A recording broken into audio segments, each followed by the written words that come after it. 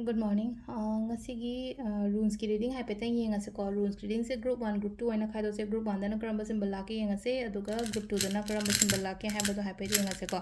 ado sidagi keno ani khatang thokjare ko hadi nung ani khalo thokjare nung ani se hadi nung ahamba gi nung sina sida leire ko hadi ahamba khanba ngai gi hadi number 1 khan gi bango gi na sida leire aduga number 2 khan gi baina sida leire ko ado ahamba gi 1 khanba ngai gi se haipet ai ma'am da hajirage ko ahambagi se khoi ko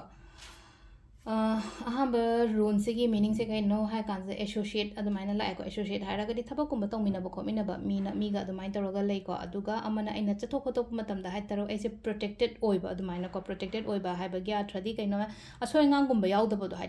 la ga so ma chitlang likpani khangde amani kan soi ga da boi tar ga so hai soi da bi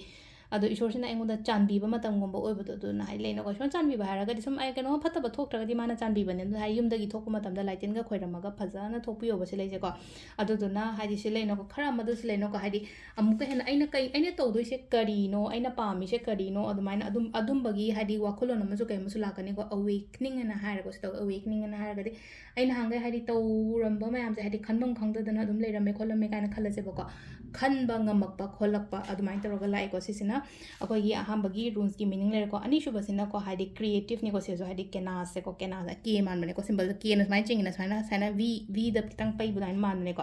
सी से Heidi creativity ने ले जाय से को creativity awakening growth अदुमाइन तोर पीरिबो इशागी ओइबो knowledge high तारे को इशागी ओइबो knowledge तो सिनरगा